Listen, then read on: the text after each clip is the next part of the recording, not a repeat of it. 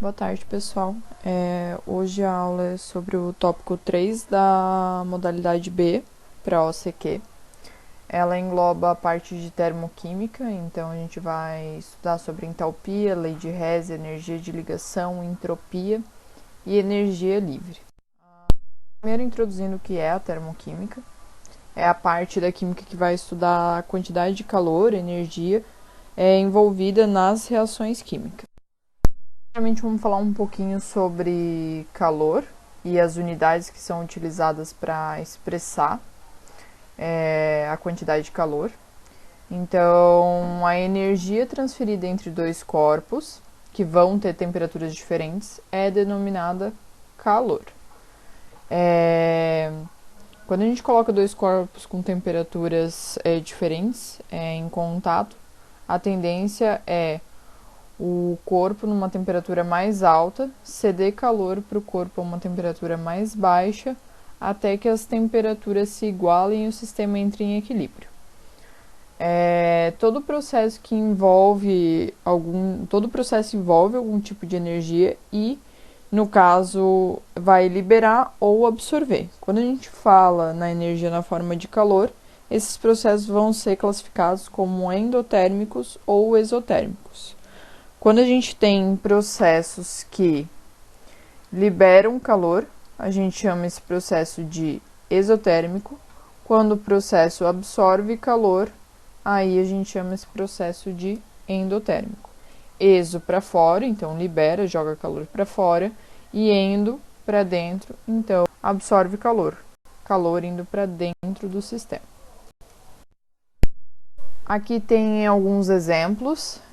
Então, na primeira parte aqui, para ser lançado um ônibus espacial é feita uma reação entre o hidrogênio e o oxigênio.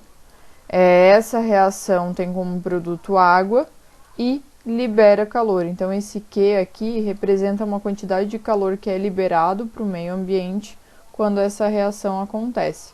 E é essa energia que vai ser fornecida para o lançamento do ônibus espacial. Outro processo considerado exotérmico, porque tem como resultado do processo liberação de calor, é a dissolução de soda cáustica, hidróxido de sódio, em água. Quando a gente dissolve ele, a gente observa que a temperatura da solução aumenta devido à liberação de calor do processo de dissolução. Outros processos vão ser endotérmicos, então, para eles acontecerem, a gente vai precisar dos reagentes e uma certa quantidade de calor que tem que ser fornecido para que essa reação aconteça. Então, o sistema vai absorver essa reação para poder vai absorver esse calor para que a reação possa acontecer. Então, como exemplos, tem ali aqui a decomposição do óxido de mercúrio, que vai se decompor em mercúrio e oxigênio. A gente pode observar que, nesse caso, o calor que está sendo fornecido para essa reação é proveniente da chama ali, da queima de um gás num bico de Bunsen. E outro processo, no caso agora a gente está falando da dissolução do nitrato de potássio, chamado também de salitre. Esse já é um processo de dissolução que absorve calor do meio. Então, se a gente encostar, a gente vai ver que esse sistema vai esfriar com a dissolução pela absorção de calor. Um exercício, em uma cozinha estão ocorrendo os seguintes processos. No primeiro tem o gás queimando em uma das bocas do fogão e no segundo, água fervendo em uma panela que se encontra sobre essa boca do fogão. Com relação a esses processos, pode-se afirmar que então, a ideia é classificar eles como exo e endotérmico, dependendo do que acontece em relação ao calor nesses dois processos. Então, no primeiro, queima de um gás. Queima é um processo ali de combustão. Qualquer combustão é um processo que libera calor, tanto que é por isso que é utilizado no fogão. Então, ele vai formar a chama, vai fornecer calor para o que está sendo cozinhado, para o que está sendo colocado sobre o fogão. Então, ele é um processo que libera, portanto, um processo exotérmico. Já a água fervendo, ela está fervendo porque ela absorve calor desse gás sendo queimado na boca do fogão. Então, ele é um processo endotérmico. O processo exotérmico 1 fornece calor para que o processo endotérmico 2 aconteça. A resposta correta para esse exercício é a letra B. O processo 1 é exotérmico e o processo 2 é... Bom, como é que a gente pode fazer para medir a quantidade de calor em um processo, né? Para isso, a gente tem um aparelho chamado calorímetro. Nesse aparelho pode ser realizado tanto processos físicos quanto processos químicos que tenham troca de calor com um ambiente externo praticamente nula. Então, as trocas de calor só vão acontecer dentro do aparelho. E com isso é possível determinar a quantidade de calor envolvida no processo em questão. Essa troca de calor com um ambiente externo praticamente nula é para garantir que não tenha perda de calor do processo, que a gente não esteja medindo. Não é necessário que o aparelho do calorímetro se aproxime a um sistema isolado. Então, a gente tem que ter uma parede isolante e todo o processo tem que acontecer aqui dentro com a menor perda de energia para o ambiente externo, para a gente conseguir ver a energia envolvida no processo ali dentro. O que a gente mede de fato para poder ter a quantidade de calor do processo? Então, geralmente, a reação, qualquer processo que esteja acontecendo, acontece submerso em água, ok? Então, aqui teria o recipiente onde vai acontecer o processo, que pode ser uma combustão ou algum processo físico de mudança de estado. E ao redor a gente tem a água, ok? E o que a gente vai medir é a variação da temperatura dessa água em contato. A quantidade de água que tem aqui tem que ser conhecida, tá? Então, se mede a variação da temperatura da água, já que o processo que está acontecendo aqui está em contato com essa água. Então, se ele for um processo exotérmico, ele vai liberar calor e a água vai absorver, aumentando de temperatura. E se esse processo for endotérmico, ele vai absorver calor da água e a temperatura da água vai diminuir, ok? A gente consegue medir a variação de temperatura, mas a gente tem que associar essa variação de temperatura com quantidade de energia. E para isso a gente utiliza essa informação que é dada aqui. A quantidade de calor necessária para elevar em 1 grau Celsius a temperatura de 1 grama de água é de 1 caloria. Então, isso é uma propriedade interessante que é importante para a gente conseguir associar a variação da temperatura com a quantidade de calor envolvida no processo. Cal ali está equivalente a caloria, que é uma unidade de medida de calor. No sistema internacional, a unidade de medida é Joule, que é a unidade de energia, ok? E a relação entre uma caloria e o Joule é de que uma caloria é igual a 4,18 joules. É comum a gente expressar as quantidades de energia em quilocaloria e quilojoule, não em caloria ou joule. E para isso tem então o prefixo K de quilo, que indica 10 na 3, ou 1000 vezes alguma determinada unidade. Então, 1 kJ seria equivalente a 1000 joules e 1 quilocaloria é equivalente a 1000 calorias. Se a gente observar a quantidade energética de um alimento em um determinado rótulo, a gente vai observar que ele é expresso em quilocalorias, ok? Ou também, às vezes, tem duas colunas que trazem tanto em quilocalorias quanto em quilojoules. Se vocês fizerem a relação entre eles, vocês vão conseguir observar aquela relação de 1 caloria igual a 4,18 joules. Agora a gente vai começar a ver entalpia e variação de entalpia.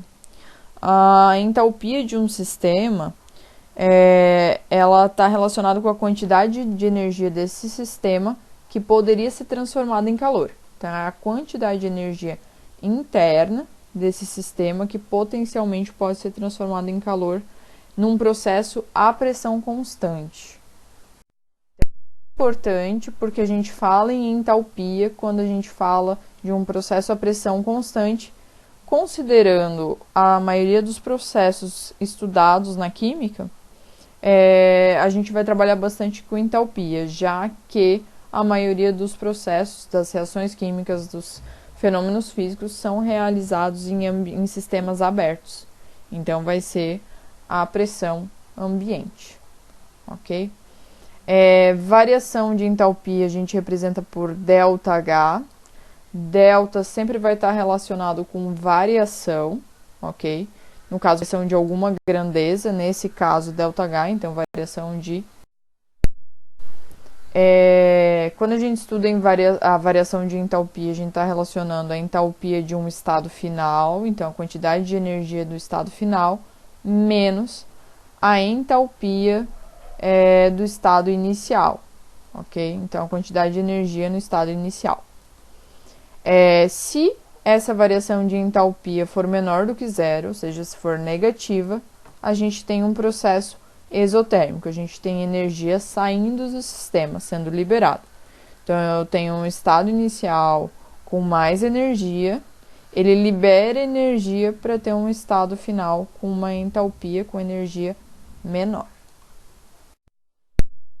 Quando a gente tem essa situação de variação de entalpia sendo maior do que zero, ou seja, positivo, a gente tem um processo endotérmico, onde a energia entra no sistema.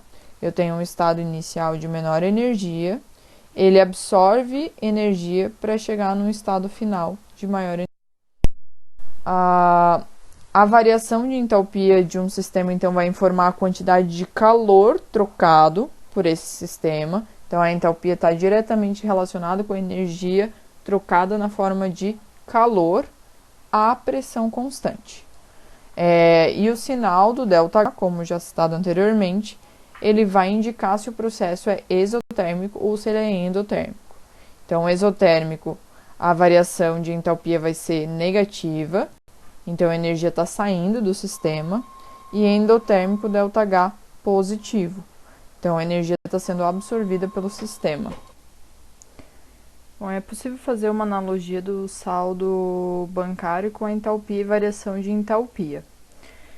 Nesse caso, a entalpia ela estaria relacionada com o saldo da conta em um determinado instante.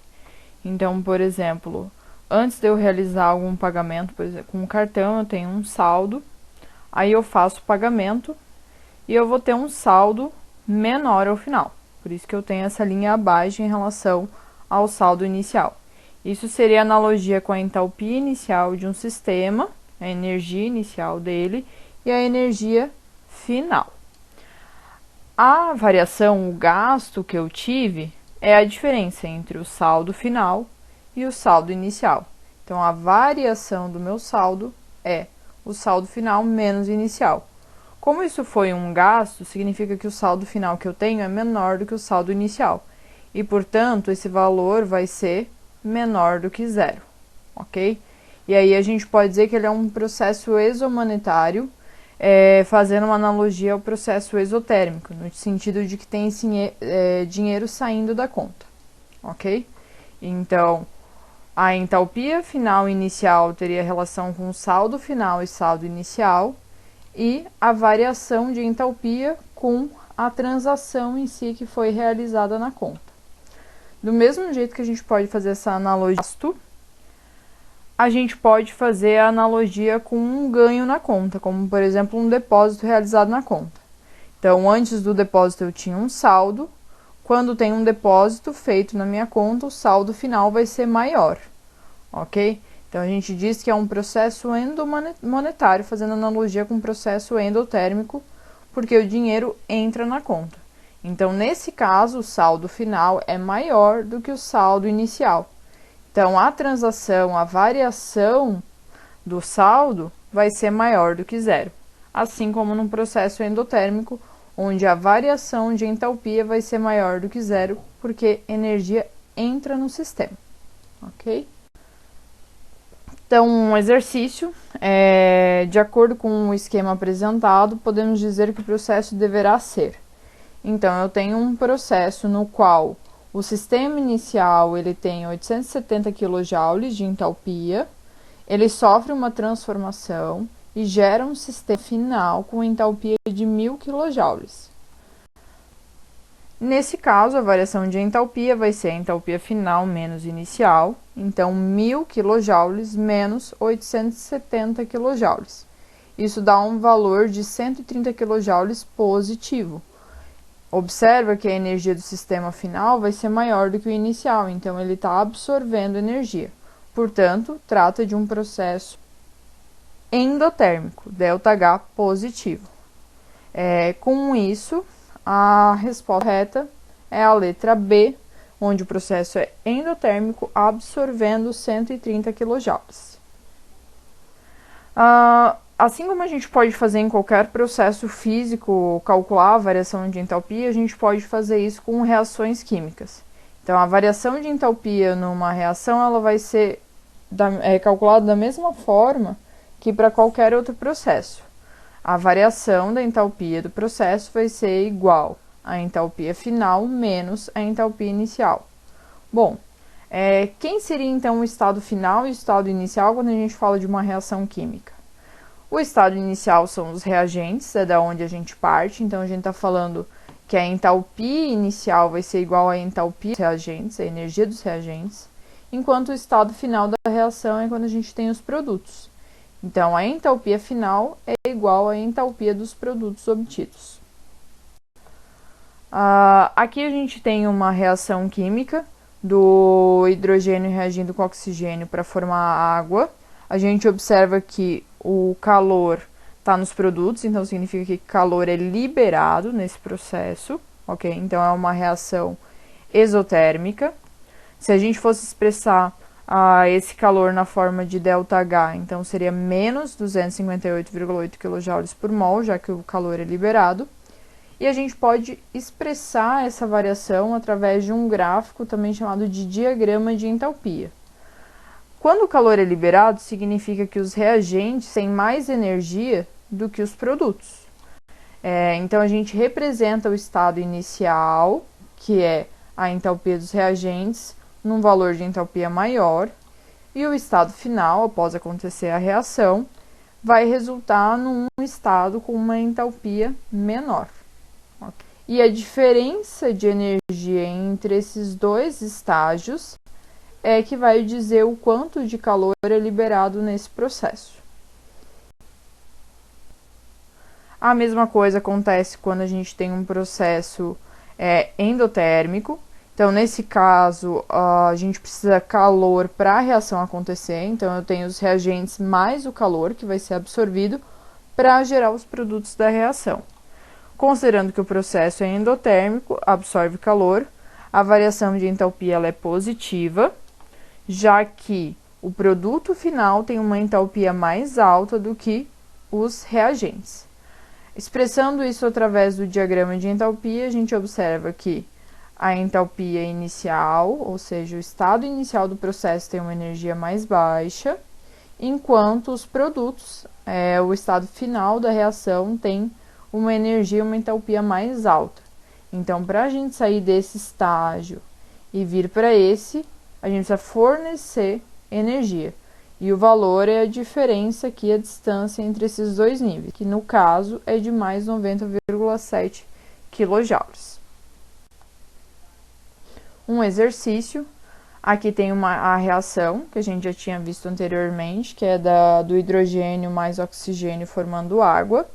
A entalpia desse processo apresentado é de menos 572 kJ, e ele quer saber o que é correto afirmar a respeito dessa reação. Bom, a primeira coisa que a gente pode afirmar é que, como esse valor é negativo, essa energia está sendo liberada. Então, esse processo ele é exotérmico. Então, na letra A ele diz que é exotérmico, ok, essa parte está correta, liberando 286 kJ por mol de oxigênio. Bom, a gente observa que a reação ela já trata de 1 mol de oxigênio. Portanto, essa é a energia relacionada com o consumo de 1 mol da espécie de oxigênio. Então, está errado. exotérmica, liberando 572 kJ para 2 mols de água produzida. Aqui sim, a gente observa que a associação do valor de menos 572 kJ ele está relacionado com as proporções estabelecidas pela equação química. Então, eu tenho 2 moléculas de hidrogênio reagindo com uma molécula de O2 para formar 2 moléculas de água. Quando a gente fala dos processos, ao invés de trabalhar direto com moléculas, a gente trabalha, na verdade, com mols. Então, 2 mols de hidrogênio mais 1 mol de oxigênio para formar 2 mols de água vai liberar uma energia de menos 572 kJ. Por a resposta correta é a letra B. Então, considerando isso, a gente tem as equações termoquímicas. Essas equações elas vão ter que incluir os coeficientes estequiométricos de todos os participantes e o ΔH do processo. Então, quando a gente relaciona um ΔH com uma equação termoquímica, a gente já está indicando que aquela variação de entalpia é para aquelas proporções, para aquelas quantidades de reagentes indicados. Então, se o coeficiente do hidrogênio é 2, do oxigênio é 1 e da água aqui é 2, significa que 2 mols de hidrogênio reagem com 1 mol de oxigênio para formar 2 mols de água, liberando 571,6 kJ. Se a gente dobrar os quantitativos das espécies, logicamente a gente vai dobrar a quantidade de energia liberada. Mas observa que, para eu dizer que essa energia está relacionada com 4 mols de hidrogênio, já tenho que expressar isso através da equação termoquímica. E o valor do ΔH vai depender dos estados físicos dos participantes, da pressão e da temperatura. Então, por exemplo, expressar o estado físico numa equação termoquímica é extremamente importante. Então, a gente vai dar uma olhada nisso. Então, por exemplo, essas 3 reações. Observa que cada uma delas vai formar água num determinado estado físico. Os reagentes, eles são quimicamente iguais, assim como os produtos, só que nos reagentes a gente tem o mesmo estado físico em todas as reações, enquanto no produto a gente tem diferentes estados físicos.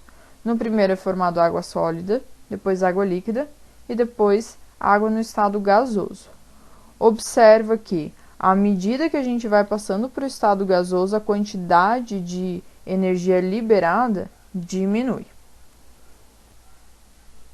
O que acontece? Quando a gente tem passagem do estado sólido para o líquido, para o gasoso, tem que fornecer energia. Então, o sólido ele absorve energia para passar para o estado líquido, assim como o líquido absorve energia para passar para o estado gasoso. Em termos de entalpia, a gente pode dizer que a entalpia do sólido é menor, depois vem a entalpia do líquido e, por fim, a entalpia do gás de uma substância que é a maior de todas. A gente aumenta a agitação térmica e, portanto, a gente aumenta a entalpia. Como é que a gente representaria isso através de um diagrama de entalpia? A gente viu lá que é um processo que libera energia. Então, a entalpia dos reagentes é a maior de todas. Então, a gente tem a situação aqui, onde a entalpia dos reagentes está sendo representada acima da entalpia dos produtos. A que a gente vê a maior liberação de energia é aquela que vai para o estado sólido, porque gera o produto de menor energia. Depois, na sequência, vem a do líquido, que é o produto de segunda menor entalpia, e por fim, do estado gasoso, que é a de maior entalpia de todas. Então, observa aqui, menor energia liberada no processo para formar água no estado gasoso, depois aumenta para menos 285,8 kJ quando a gente passa, forma água líquida, e essa mesma reação, formando água sólida, vai liberar uma energia de menos 291,8 kJ. Observa os processos que estão acontecendo em 1 e em 2. Então, primeiro seria o processo de liquefação, a água no vapor passando para a água no estado líquido. E o segundo processo é o de solidificação, a água líquida passando para a água no estado sólido. Os valores que a gente encontra para esses processos é de menos 44 kJ por mol de água para a liquefação e menos 6 kJ por mol para o processo de solidificação. Ambos são processos que liberam energia porque estão produtos com uma entalpia menor. Esses valores eles poderiam ser obtidos a partir da diferença de energia entre esses dois níveis com base nas entalpias da reação. Então, observa que a entalpia do processo de formação de água no vapor é de menos 241,8 kJ. Para formar água no estado líquido, é de menos 285,8 kJ. Então, essa diferença aqui é o valor de 285,8 menos o menos 241,8 kJ. Isso resulta num valor de menos 44 kJ para o processo de liquefação. Observa que confere com o valor encontrado tabelado para esse processo. Outro fator que interfere na entalpia de uma reação é a temperatura na qual ela acontece. Ok? Aqui a gente tem os dois processos que a gente já vem estudando, que é da reação do hidrogênio com oxigênio para formar água.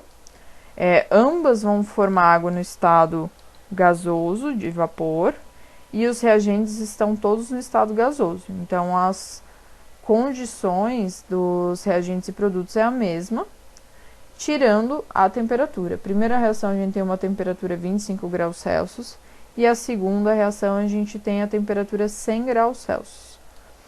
Observe que não tem uma variação tão grande na entalpia, mas ela existe.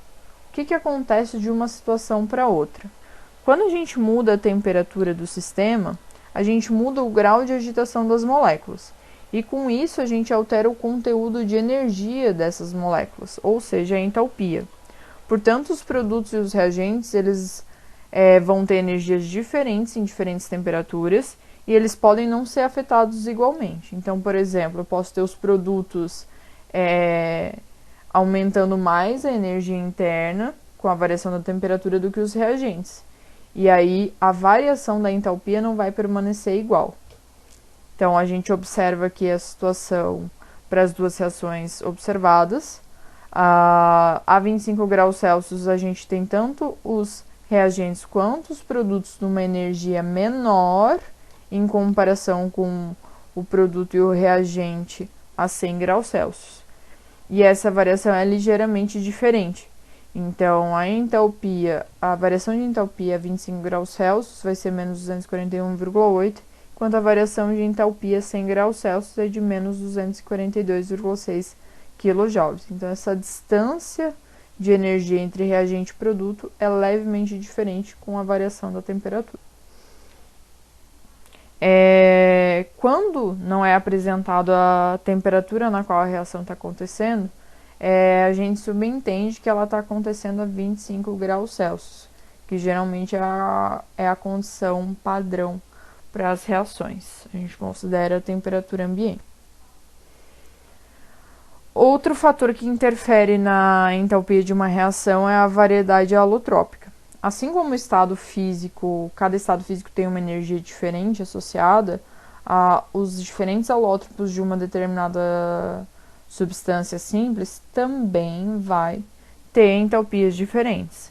Então, por exemplo, o carbono, a gente tem o alótropo do grafite e do diamante acontecendo naturalmente, e a gente observa que o grafite ele tem uma entalpia menor, ele é mais estável em comparação com o diamante, ok? A mesma coisa vai acontecer com o oxigênio, onde o O2 vai ter uma entalpia menor que o ozônio, acontece com o enxofre, acontece com o fósforo. Então, se a gente pegar uma reação química envolvendo carbono na forma de grafite, na forma de diamante, reagindo com oxigênio para formar CO2, a gente observa que as entalpias das reações são ligeiramente diferentes. O oxigênio e o CO2, reagente e produto, eles são química e fisicamente iguais. Então, eles têm as mesmas propriedades químicas reativas e eles estão em condições iguais em termos físicos. Então, ambos estão no estado gasoso, na mesma temperatura, na mesma pressão. O que vai variar é a energia do carbono, ok? Então, a gente vai observar uma diferença de energia nos reagentes. O carbono diamante ele tem uma energia levemente mais alta, então a gente observa que os reagentes contendo carbono na forma de diamante estão um pouquinho acima em comparação com os reagentes da reação que envolve a forma do carbono como grafite. E com isso, para gerar um produto que vai ter a mesma energia em ambas as reações, a variação de energia do sistema de entalpia vai ser diferente para cada uma delas. Aquela que acontece a partir do diamante vai ter uma variação de entalpia maior em comparação com aquela reação que acontece utilizando o carbono na forma de grafite. Um exercício para a gente trabalhar com essa ideia de variação de condição, seja de estado físico, temperatura, alótropo, é essa aqui que, dadas as seguintes equações representativas das reações químicas realizadas à mesma temperatura, então nesse caso não tem variação de temperatura, pode-se dizer que vamos analisar ela. Então, inicialmente, a gente observa que o calor está nos produtos, então significa que como produto da reação a gente tem uma certa quantidade de calor sendo liberado. Portanto, essa reação ela é exotérmica, ok? Então, essa é a primeira conclusão que a gente pode ter. Na sequência, a gente observa que hidrogênio está na mesma condição química e física em ambas as reações e o produto HBr também. O que está tendo diferença é no bromo líquido e bromo gasoso numa reação para outra. Então, lembrando que as substâncias no estado gasoso têm mais energia, ela tem maior agitação e, portanto, maior entalpia em relação à substância no estado líquido. A gente pode representar isso através de um diagrama. A gente observa que os reagentes que têm o bromo no estado gasoso vão ter uma energia levemente maior do que a do hidrogênio, dos reagentes contendo hidrogênio e bromo no estado líquido, ok? O produto de ambas as reações tem a mesma energia, então a gente pode analisar a variação de energia delas.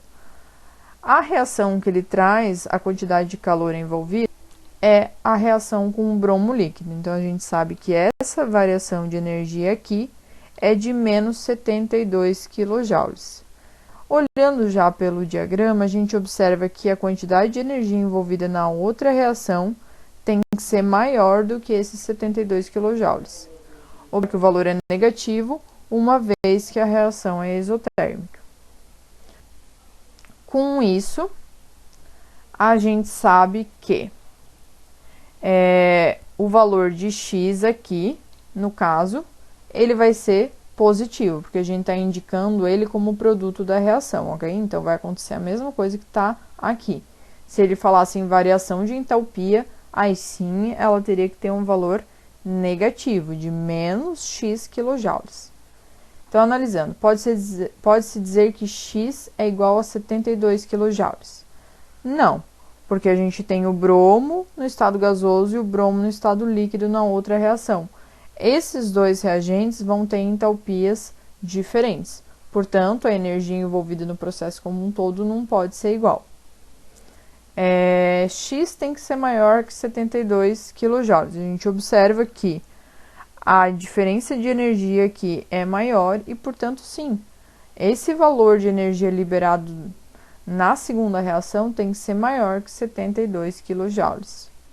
Aí depois, a primeira reação é endotérmica. Não, ela não é endotérmica porque a gente observa que os 72 kJ estão como produto, então isso quer dizer que é calor sendo liberado nessa reação. O valor da variação de entalpia da primeira reação é de 72 kJ, como eu falei.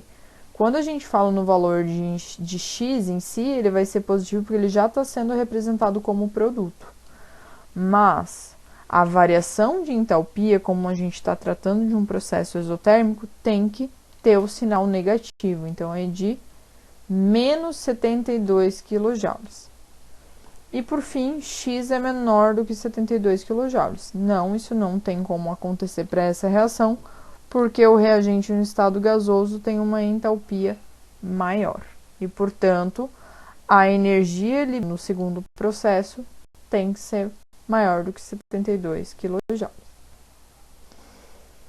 Então, agora a gente vai falar um pouquinho da lei de Hess. A lei de Hess ela é um processo que permite fazer uma previsão de ΔH, da variação de entalpia, de uma reação sem realizar ela. Algumas reações elas são mais complicadas de se realizar, porque elas podem ser explosivas ou envolver quantidades muito grandes de energia, ou tratar de reagentes que sejam muito tóxicos, e, portanto, a gente não consegue realizar elas para prever a quantidade de energia envolvida no processo.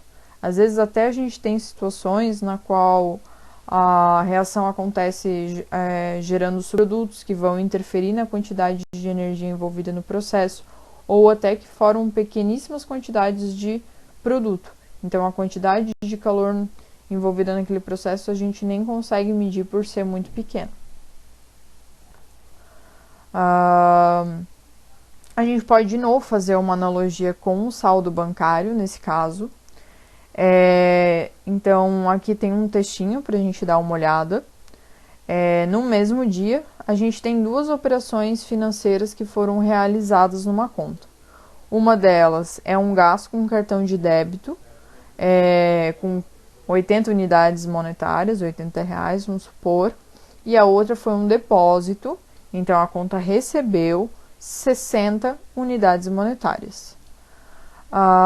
Após essa operação, qual vai ser a variação total do saldo da conta? Então, quanto de fato que variou de dinheiro nessa conta após essas duas operações?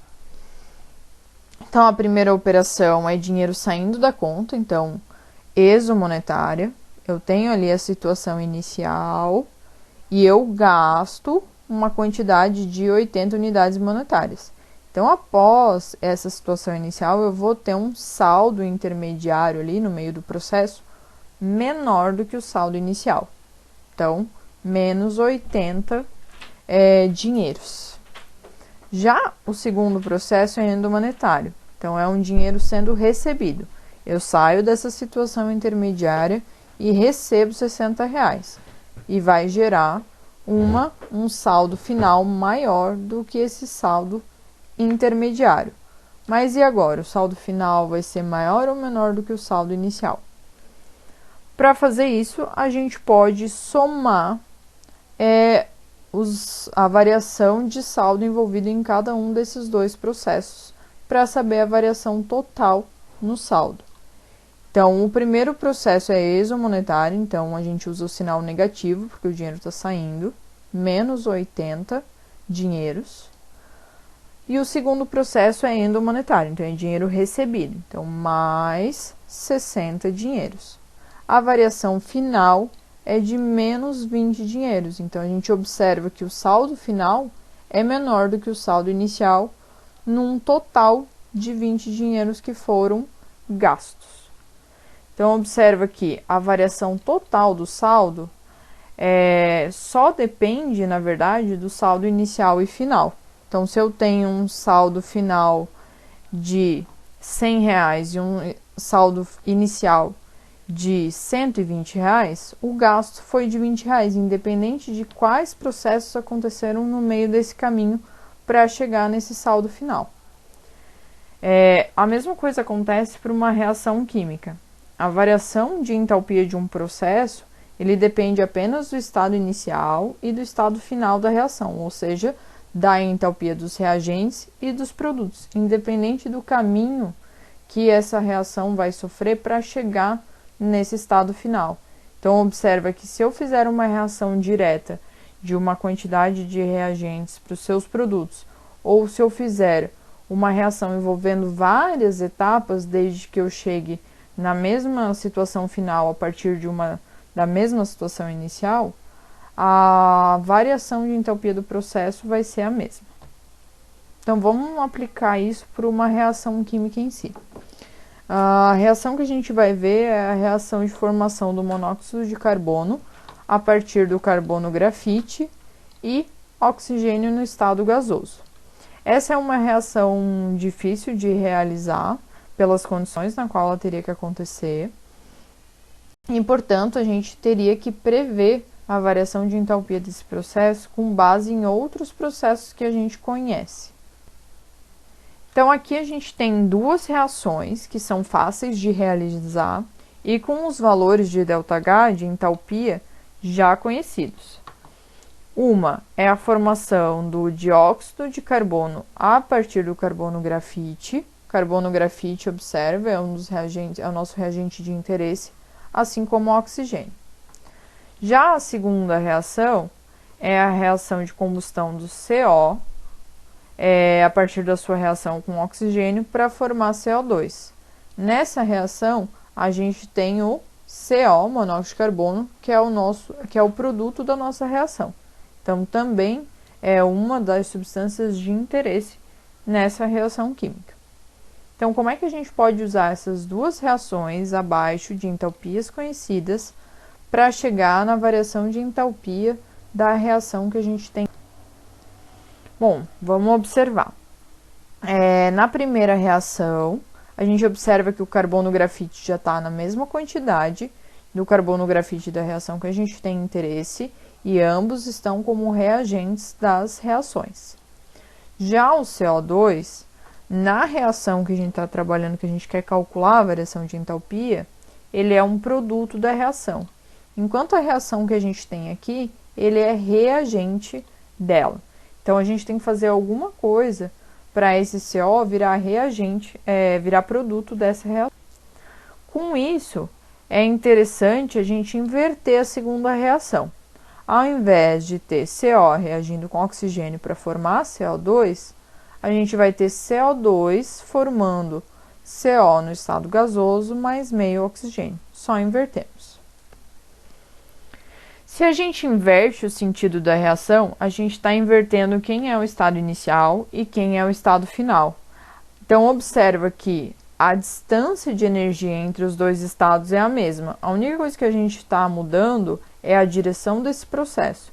E, portanto, o que a gente precisa fazer é inverter o sinal da variação de entalpia. Então, se o processo direto é menos 283 kJ por mol, o processo inverso, que a gente está considerando nessa reação aqui, ele vai ser de mais 283 kJ. Aqui liberava energia e esse processo absorve energia, a mesma quantidade de energia que a anterior liberava. Ok, agora a gente já tem quem é reagente no lado dos reagentes, quem é produto no lado. A gente pode somar as duas reações. Vamos observar que a gente pode cortar algumas coisas que estão aparecendo por aqui. Por exemplo, CO2 é produto da primeira reação e é reagente da primeira, em quantidades estequiométricas iguais. Então, a gente pode cortar ele fora como a gente faria numa equação matemática. O que tem de um lado e do outro, a gente pode simplesmente cortar fora. Então, veja que o CO2 ele não faz parte da reação global. E, de fato, não é de interesse. Carbono grafite só aparece na primeira reação. CO só aparece na segunda. Agora a gente tem oxigênio, aparece na primeira como reagente, na segunda como produto, só que em quantidades diferentes. A gente vai fazer a mesma coisa que a gente faria numa equação matemática. Se a gente tem uma unidade inteira de oxigênio como reagente e meio como produto, a gente vai fazer a diferença para ver quanto é que vai sobrar como a gente tem mais oxigênio como reagente. Se tem 1 menos 1 meio, vai gerar um total de meia unidade ali de oxigênio. Meio. Então, agora sim, somando, observa que essa é exatamente a reação que a gente queria calcular a entalpia. Se a gente tem a reação exatamente da forma na qual a gente queria, a gente pode determinar a variação de entalpia total dessa reação a partir da soma da variação de entalpia de cada uma das reações consideradas. Então, basta a gente somar a entalpia da primeira reação com a entalpia da segunda para ter o valor final.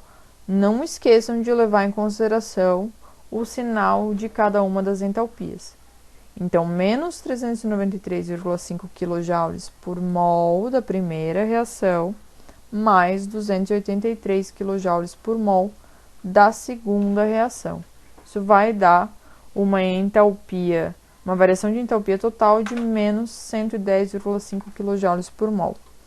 Analisando o diagrama de entalpias, a gente observa que a gente parte do estado inicial, carbono, grafite mais oxigênio, ok?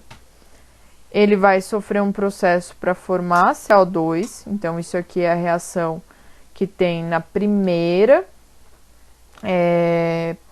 reação, o processo. Então, envolve ali menos 393,5 kJ. Já o segundo processo sai do CO2 e forma CO no estado gasoso mais meio oxigênio.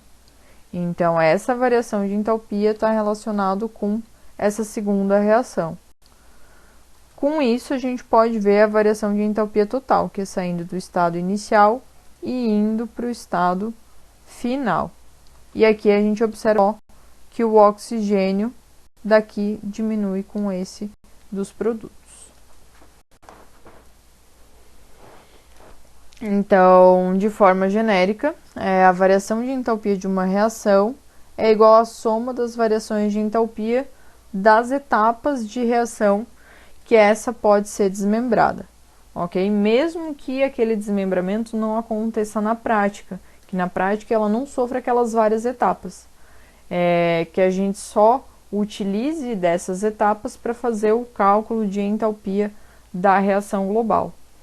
Aqui a gente tem um exemplo genérico da variação de entalpia de uma reação global, que vai ser a soma dos valores de variação de entalpia das três etapas.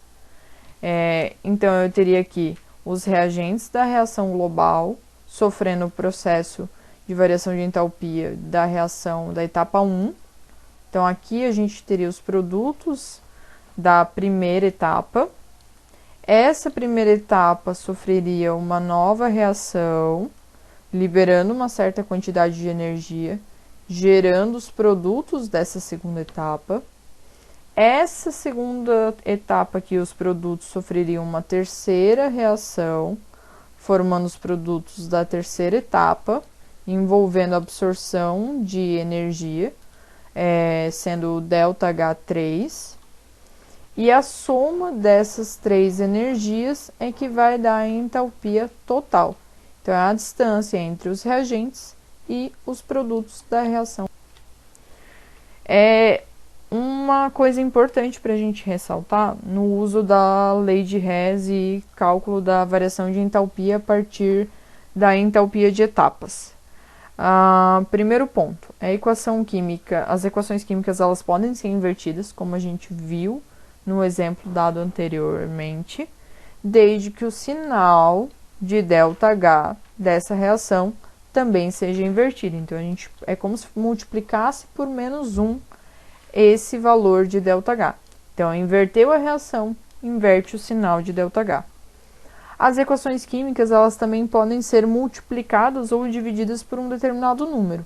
Só que também não pode esquecer que o valor de ΔH daquela equação também tem que ser multiplicado ou dividido por esse mesmo número, ok? Então, não esqueçam de fazer as mesmas operações matemáticas que vocês estão fazendo na equação química com o valor de ΔH, para daí sim esses valores poderem ser somados para gerar a variação de entalpia total da reação global. Então, aqui tem um exercício. Utilizar os seguintes valores de variação de entalpia. Então, aqui a gente tem 3 reações para determinar a variação de entalpia de um processo global, que é esse apresentado aqui embaixo. No caso, o eteno reagindo com 6 moléculas de flúor para formar 2 moléculas de tetrafluoreto de carbono, mais 4 ácidos fluorídricos, ok? Então, um fluoreto de hidrogênio, na verdade, que está no estado gasoso. Então, primeiro a gente tem que saber quais são os processos que vão ter que acontecer nessa reação, nessas várias etapas, para que a soma das reações gere essa reação global de interesse. Então, por exemplo, na primeira etapa, na primeira reação, a gente tem em comum com a reação global o HF. Tem também o F2, mas o F2 aparece em mais de uma reação, então a gente não vai olhar para ele, tá? Então, nesse caso, a gente vai olhar para o HF, que é só nessa reação que ele aparece. Eu tenho 2 HFs nessa primeira reação, já na reação global eu tenho 4 equivalentes de HF. Portanto, eu preciso multiplicar essa reação por 2. Eu multiplico a equação química por 2 e o valor de entalpia também. Na segunda reação, o que a gente tem em comum é a molécula de tetrafluoreto de carbono. Observa que eu tenho uma única molécula, um único mol sendo formado na reação aqui acima, enquanto na reação global são 2 mols. Portanto, a gente também tem que multiplicar por 2 tanto a equação quanto a variação de entalpia desse processo. Já a terceira, a gente encontra a molécula de eteno em comum com a reação global. Elas já estão nas quantidades corretas nessa reação, só que enquanto na reação global o eteno é reagente, na etapa ela está como produto. Então, a gente precisa inverter essa reação e, portanto, multiplicar o valor da entalpia por menos 1, ou seja, inverter. Com isso, a gente já tem aqui as reações com essas multiplicações e inversões necessárias. Então, a primeira multiplicada por 2, com o valor de entalpia já multiplicado.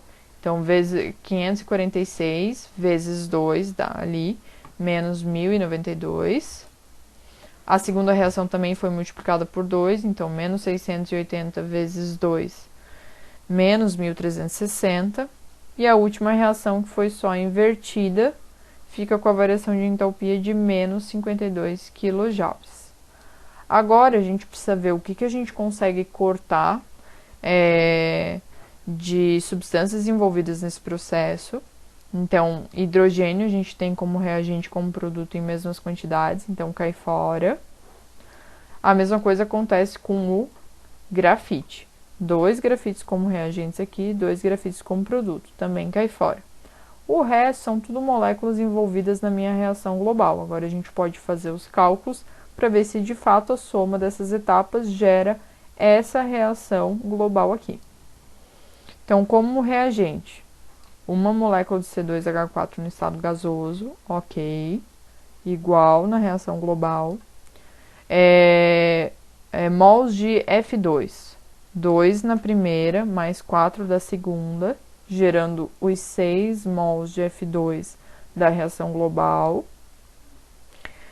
Como produtos agora, 2 mols de CF4, que são gerados aqui, igual a quantidade que tem que ter na reação global, mais 4 mols de HF no estado gasoso, provenientes da primeira etapa.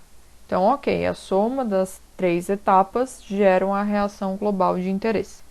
Então, para fazer o cálculo de variação de entalpia, é só somar a entalpia de cada uma das reações de acordo com os valores que a gente chegou fazendo os processos de multiplicação ou inversão necessários. Então, menos 1092 mais menos 1360 mais menos 52, a gente vai ter uma variação de entalpia da reação global de menos 2.504 kJ por mol. Então, essa é a quantidade de energia que vai ser liberada nesse processo, é um processo exotérmico. Mais um exercício para a gente trabalhar. Agora, a reação global de interesse é essa. 2 mols de carbono grafite reagindo com 3 mols de hidrogênio mais meio mol de oxigênio para formar 1 mol de C2H6O. No caso, etanol. Com base na lei de Hess, para utilizar as equações abaixo, calcular o ΔH da reação e assinalar a alternativa correta. Então, a gente tem três reações de combustão aqui embaixo, com seus valores de entalpia associados, e a gente tem que ver de que maneira a gente pode gerar reações que, somadas, resultem na nossa reação global. Então, iniciando, analisando cada uma delas, a gente observa que a primeira fornece para a gente o carbono grafite, que é reagente da reação global e reagente dessa reação.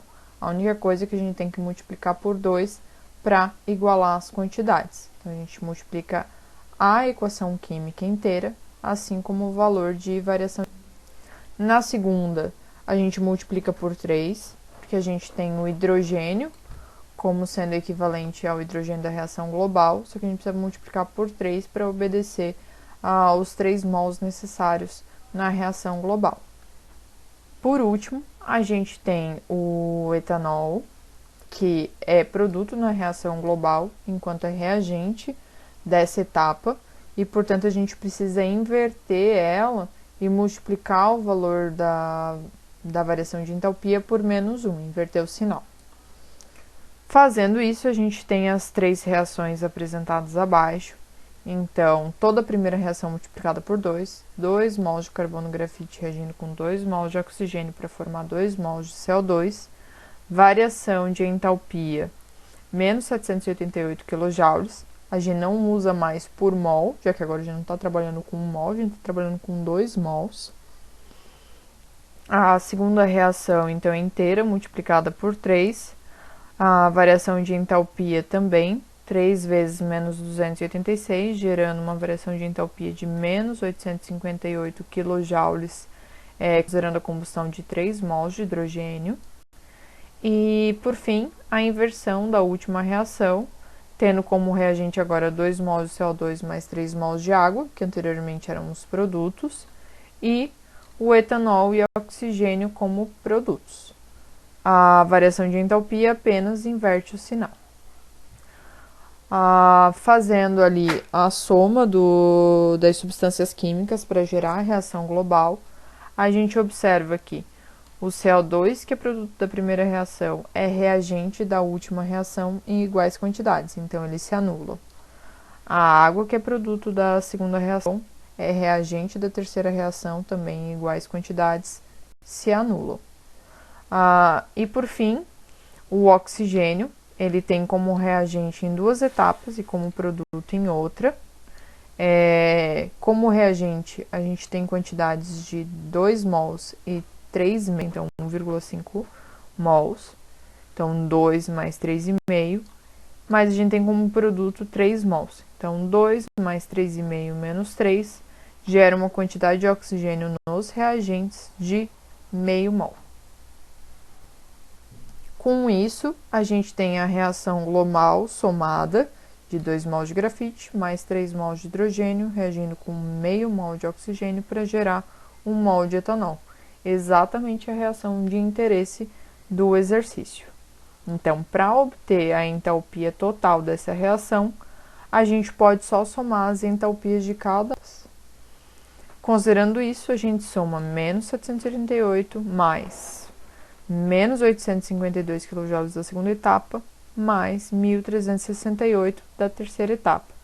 Isso dá uma variação de entalpia total de menos 278 kJ. É um exotérmico, então libera calor, e a resposta correta é a letra C.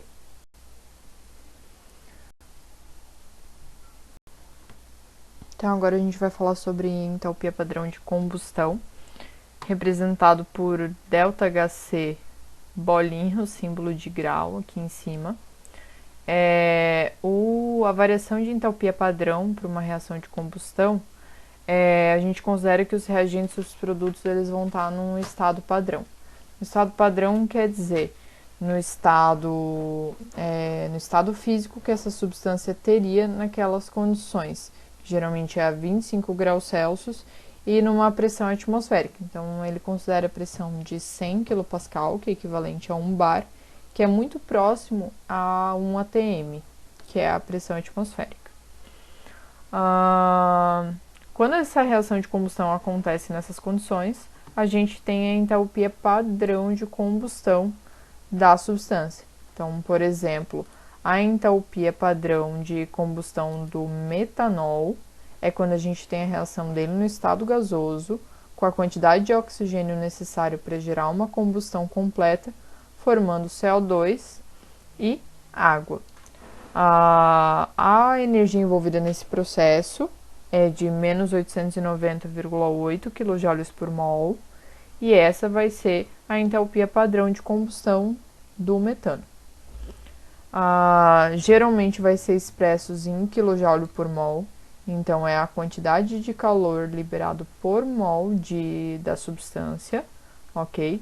Por que eu digo liberado? Porque a gente está tratando de reações de combustão. As reações de combustão, por natureza, são exotérmicas. É fácil encontrar esses valores tabelados, ok? Então, a gente tem, por exemplo, aqui para várias substâncias, qual é a entalpia padrão de combustão para essa reação. Então, lembra que sempre é a reação dessa substância com oxigênio, tendo a sua combustão completa formando CO2 e água. Como há uma grande quantidade de valores tabelados, como eu falei, para essa entalpia padrão de combustão, são muito usados para a lei de Hess no cálculo de variação de entalpia padrão de outras reações. Então, reações que também aconteçam nessas condições que eu falei, que é no estado padrão, só que sem ser uma reação. Então, para dizer que é em condições padrão, a gente utiliza essa bolinha ali, que nem é o símbolo que a gente usa em graus Celsius, por exemplo, tá? Então, sempre que vocês verem essa bolinha no lado do valor do símbolo de ΔH, a gente está falando que é a variação de entalpia no estado padrão. Então, vamos pegar aqui uma reação como exemplo. É a reação do eteno com um hidrogênio gasoso para formar etano. Então, qual que é a variação de entalpia dessa reação? A gente pode pegar a reação de combustão de cada uma das espécies dessa reação. Então, a entalpia de padrão de combustão do eteno, do hidrogênio e do etano. Observa as três reações aqui embaixo, os valores de entalpia padrão de combustão para cada uma delas. A gente tem que fazer que nem a lei de Hess, então inverter a reação, multiplicar se for necessário. No caso, a gente observa que aquela reação onde a substância é produto, a reação de combustão dessa vai ter que ser invertido. Então, observa que a reação de combustão do etano foi invertida. Então, ela vai adquirir um valor positivo. Não precisou ser multiplicada em nenhuma dessas reações, porque todas estão com coeficiente estequiométrico 1. Então, é 1 mol de eteno reagindo com 1 mol de hidrogênio para formar 1 mol de etano. Fazendo as inversões necessárias, somando as reações, a gente observa que após cortar os reagentes existentes, a gente tem a reação global como sendo essa de interesse. Então, a entalpia padrão dessa reação vai ser a soma das entalpias padrão de combustão, entalpia padrão de cada uma das etapas.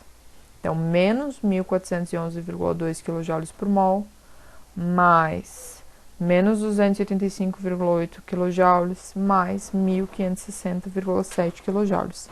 Fazendo esses cálculos, a gente chega a um valor de entalpia padrão para a reação do eteno com hidrogênio para formar etano, de menos 1.136,3 kJ por. Então, representando através do diagrama, a gente teria cada processo que está acontecendo. Então, essa aqui seria a situação inicial. A partir daqui, a gente teria a primeira etapa acontecendo. Depois dessa aqui, a gente teria a segunda etapa, liberando ainda mais energia. E, por fim, a gente sairia dos produtos da segunda etapa com a terceira etapa absorvendo energia para gerar o produto final. Se a gente fizesse essas duas reações, a gente observa que o oxigênio dos reagentes é igual à quantidade de oxigênio dos produtos. Então, a reação em si é só o C2H4 mais hidrogênio gasoso, formando C2H6, que a quantidade de oxigênio que foi consumida no processo é exatamente igual à quantidade de oxigênio produzida. Um exercício para a gente trabalhar. Antes a gente estava fazendo a reação do eteno com hidrogênio para formar etano. Aqui a gente está fazendo a reação do etino, também chamado de acetileno. Então, é a molécula de C2H2, que ao invés de reagir com um único mol de hidrogênio, reage com 2 mols de hidrogênio para formar o etano. Então, a gente vai precisar utilizar a entalpia padrão de combustão do acetileno, do hidrogênio e do etano. Do etano e do hidrogênio a gente já tinha utilizado anteriormente. Então, tá aqui, menos 561 kJ e menos 286 kJ. A do acetileno é de menos 1.301 kJ por mol. Como é que a gente pode utilizar essas reações para gerar a reação global? Então, observa que para aquela que a gente tem o produto, a gente precisa inverter, ok? Então, essa reação aqui vai ter que ser invertida. Assim como a reação do hidrogênio, que tem 2 mols, ela vai ter que ser multiplicada por 2. Então, a gente já observa aqui a inversão dessa segunda reação, como eu tinha citado. Então, a inversão do sinal da variação de entalpia dela e a última ali de combustão do hidrogênio multiplicada por 2. Então, 2 vezes menos 286 kJ. Por fim, a gente pode só somar as variações de entalpia das 3 etapas para ter a variação de entalpia do processo global. Então, menos 1.301 mais 1.561 menos, no caso mais, 2 vezes menos 286 kJ. Então, a variação total da entalpia é de menos 312 kJ. Então, continua sendo um processo exotérmico. Além da entalpia padrão de combustão, que a gente fala da combustão da determinada substância na presença de oxigênio, a gente tem também a entalpia padrão de formação. Nesse caso, ao invés de trabalhar com reações de combustão, a gente trabalha com reações de formação, onde a substância de interesse é produto agora da reação. Então, é a reação na qual uma substância é formada exclusivamente a partir de reagentes que sejam substâncias simples. Substâncias simples são aquelas que são formadas por um único elemento químico. Então, aqui a gente tem 2 exemplos de reações de formação. A primeira é de formação da água. A água é formada por hidrogênio e oxigênio, então a gente parte das substâncias simples desses 2 elementos químicos. Do hidrogênio é o H2 no estado gasoso e do oxigênio é o O2 no estado gasoso. E a gente parte das substâncias mais estáveis se a gente tiver alótropos da substância. Então, a formação de 1 mol de água no estado líquido vai liberar menos 285,8 kJ. Já a reação de formação do CO2 parte da substância simples mais estável do carbono, então carbono grafite, mais a substância simples do oxigênio O2. Observa que a formação de 1 mol O2 vai liberar menos 393,5 kJ. Os valores de entalpia padrão de formação também são tabelados, ok? Então, todas no estado padrão, como a gente fala, no estado físico e na variedade alotrópica mais estável. Esse valor é expresso geralmente em kilojoules por mol, porque a gente está falando da formação de 1 mol da substância de interesse. Aqui a gente tem valores, então observa que alguns são negativos, alguns são positivos, então não é um padrão que esse valor seja negativo, como é o caso da entalpia padrão de combustão, porque nem todas as substâncias que são formadas vão ser através de um processo que libera energia. Uma das consequências da definição de entalpia padrão de formação é que a variação de entalpia de formação de substâncias simples, desde que elas estejam no estado padrão, no estado físico e na variedade alotrópica mais estável, vai ser igual a zero. Então, por exemplo, se eu fosse fazer a reação de formação do grafite, seria carbono-grafite formando carbono-grafite. Como a gente tem a mesma substância como inicial e final, a gente não tem variação de entalpia nesse processo. E aí ele resulta num processo com entalpia igual a zero. Então, a variação de entalpia das substâncias mais estáveis vai ser igual a zero, ok? Se a gente observar as substâncias, os alótropos menos estáveis, eles já vão ter um valor de energia e ele vai ser positivo. Então, para formar um carbono diamante, eu parto do carbono grafite e formo o diamante. Como o diamante é menos estável, ele vai precisar absorver energia para ser formado. Por isso, essa energia é de mais 1,9. A mesma coisa acontece com o oxigênio. O O2 é formado a partir do O2, considerando a entalpia, a reação de formação dele. Então, a entalpia é igual a zero.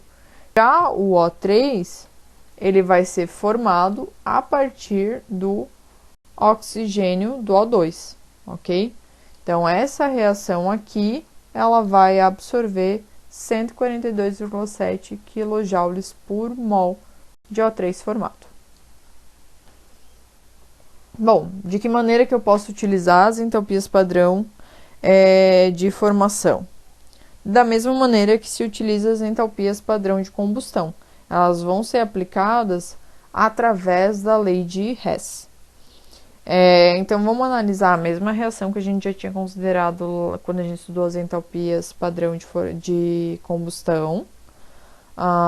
Então, um eteno reagindo com hidrogênio para formar etano.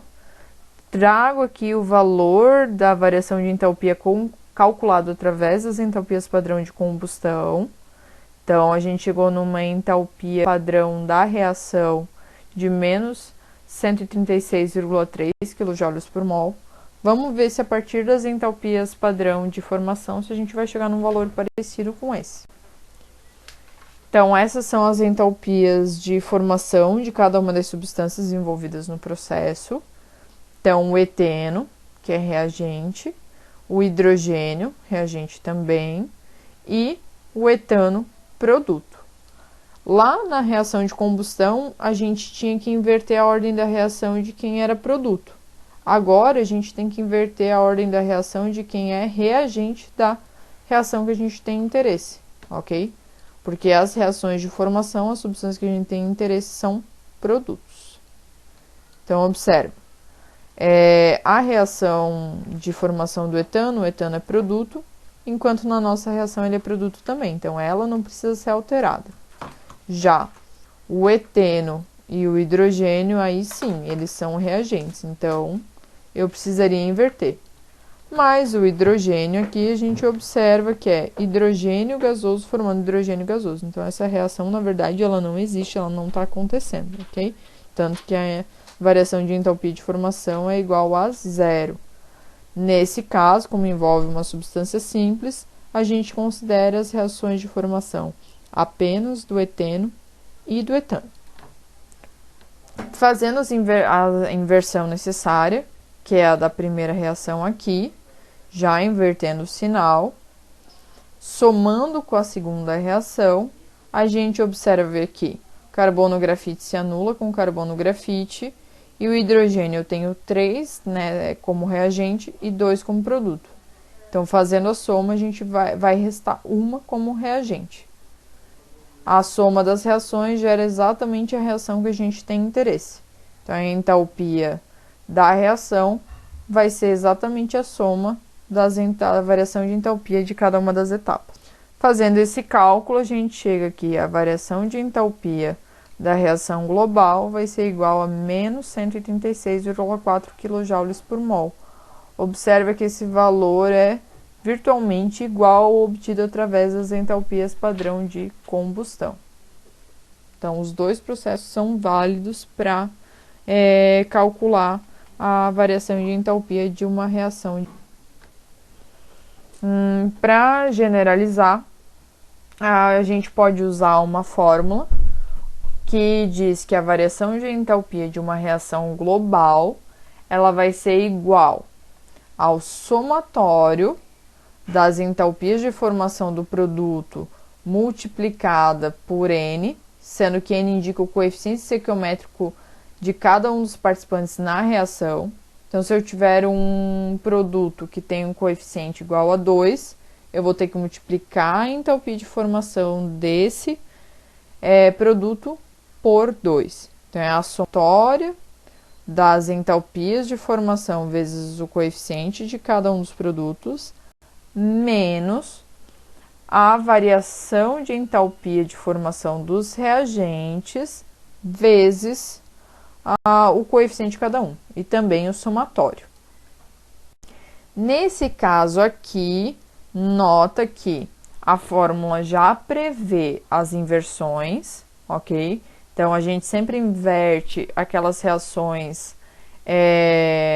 que envolvem os reagentes da reação de interesse, tá aqui o menos, ok?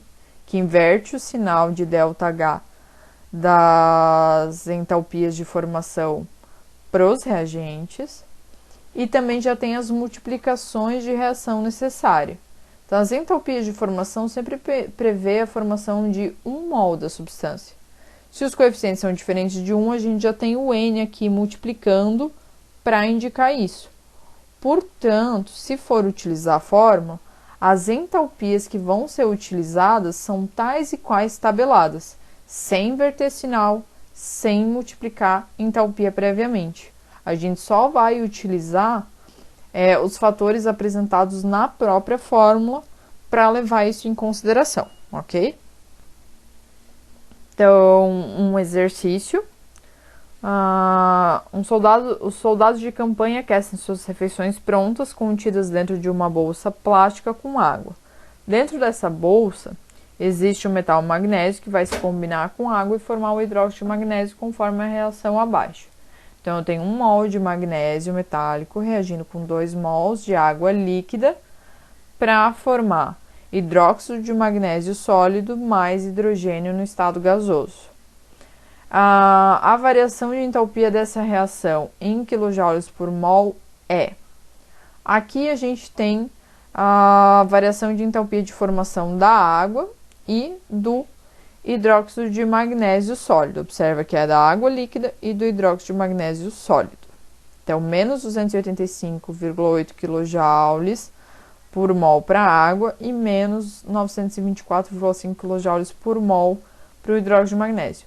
Por que não tem os valores de entalpia de formação do magnésio sólido e do hidrogênio no estado gasoso? Ambas as substâncias estão no estado padrão, portanto, a entalpia de formação delas vai ser igual a zero e não precisa ser levado em consideração. Nesse caso, eu tenho as duas reações, magnésio no estado sólido mais oxigênio no estado gasoso, para formar hidrogênio no estado gasoso, reagindo com hidrogênio no estado gasoso para formar o hidróxido de sódio no estado sólido. Veja que eu até fiquei desconcertada aqui, que isso aqui é um erro do livro, que eu peguei esse exercício, tá? Tanto que aqui embaixo ele já corrige para o estado gasoso. Então, essa é a reação de formação do hidróxido de magnésio, cada uma das substâncias simples mais estável dos elementos que compõem o hidróxido de magnésio, e também a reação de formação da água. A gente pega essas duas substâncias, inverte a segunda, que a água é reagente, e multiplica por 2, porque o coeficiente da água é 2, e aí sim a gente tem essa reação. E a entalpia também multiplicada por 2, com um sinal invertido em relação à reação de formação. Se a gente soma essas duas reações, a gente tem exatamente a reação global de interesse e, portanto, a variação de entalpia dessa reação é igual à soma das variações de entalpia de cada uma das duas etapas. Esse cálculo, então, é menos 294,5 kJ mais 2 vezes mais 285,8 kJ, tendo o resultado de menos 352,9 kJ.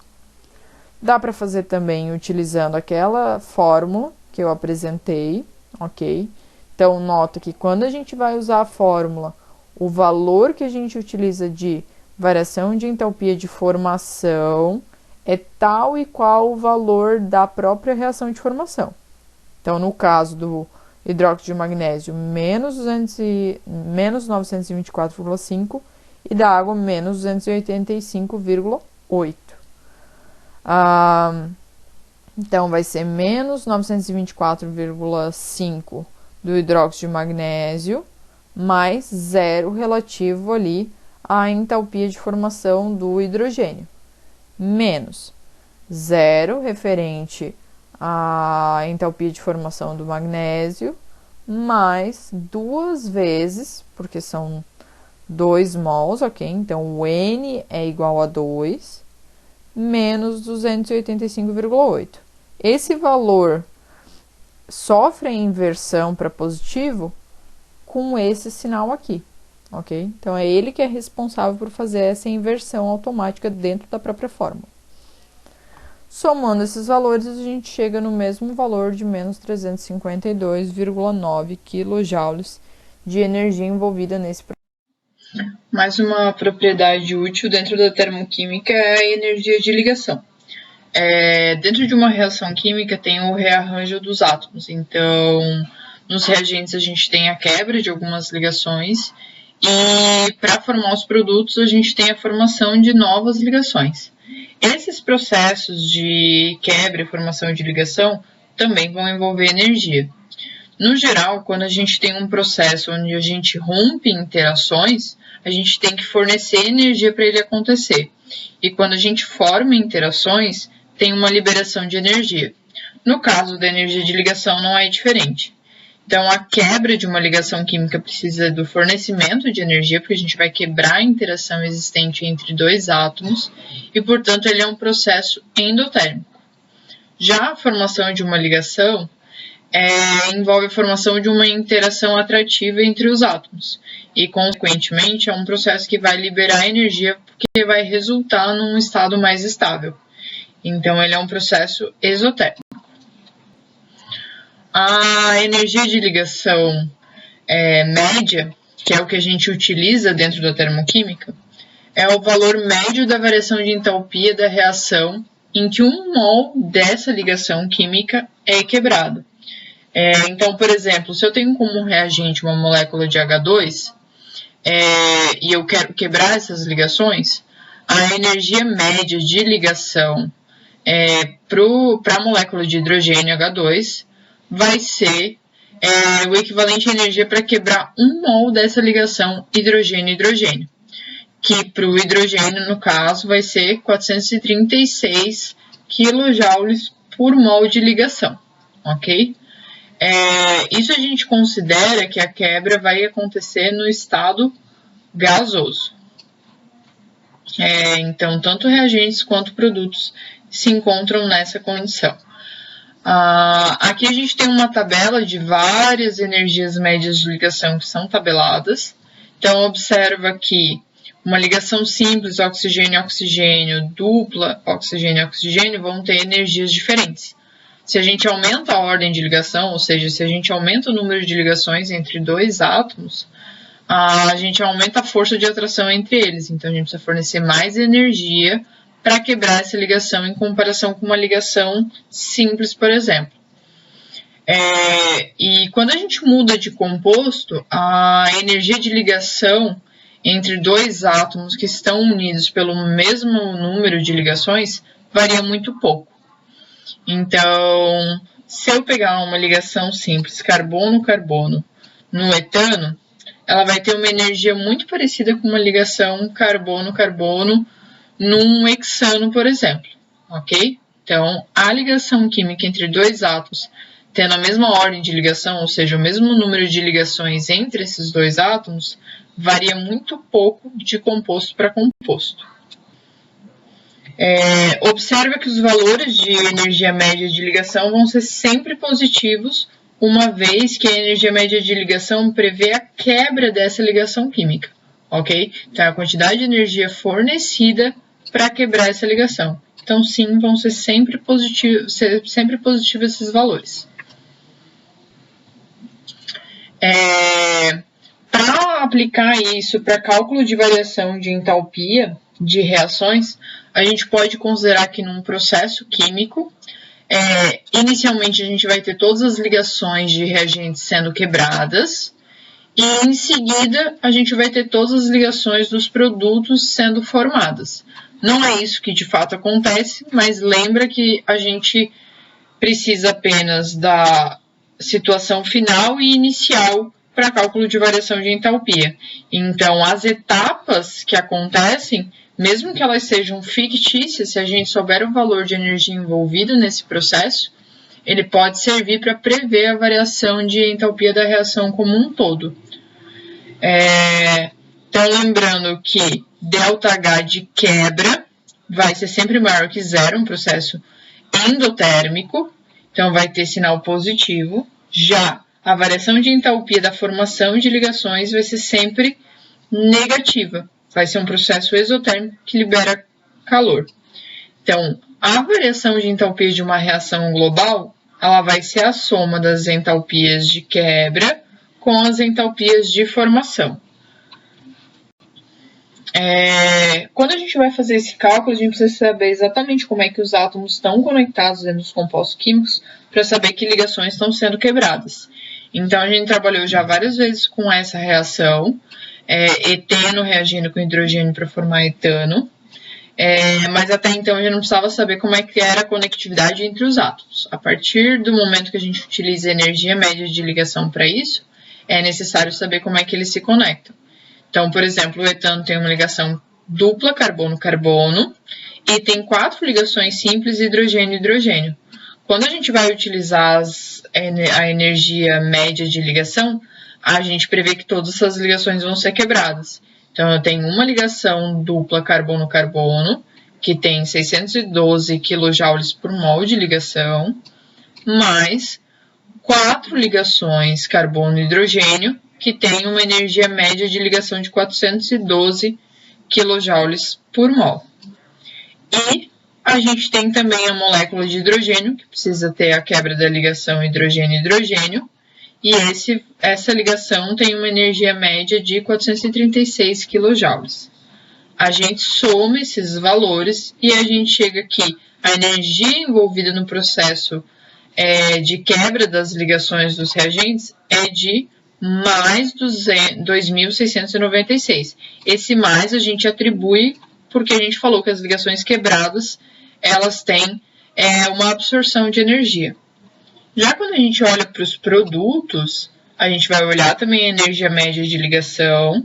Então, por exemplo, a gente tem 6 ligações carbono e hidrogênio. Lembra que a ligação carbono e hidrogênio não vai mudar muito de valor de um composto como o etano para o eteno, por exemplo. Então, observa que a gente está usando o valor de 412 kJ, que é a entalpia média de ligação, vezes 6, porque são 6 ligações. Então, se a gente tem 1 mol de etano sendo formado, a gente tem 6 mols de ligação carbono-hidrogênio. E mais 348 kJ, que é referente à ligação carbono-carbono.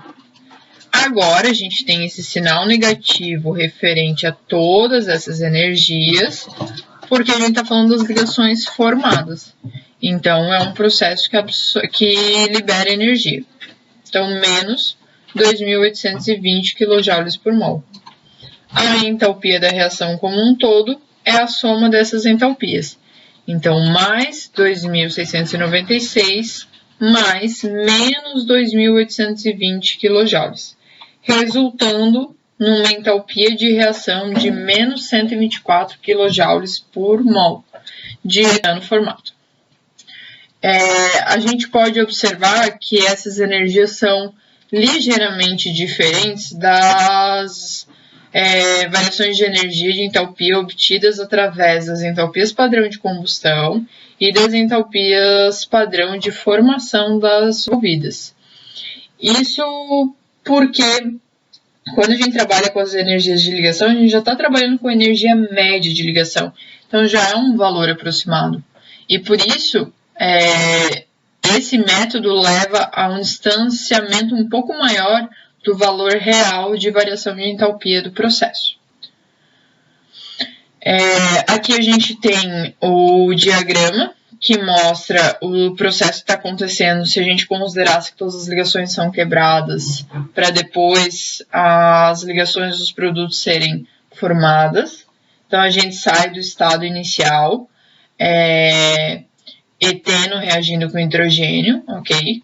Então, aqui a gente tem a situação onde todas as ligações são quebradas e a gente tem todos os átomos isolados, não interagindo um com o outro.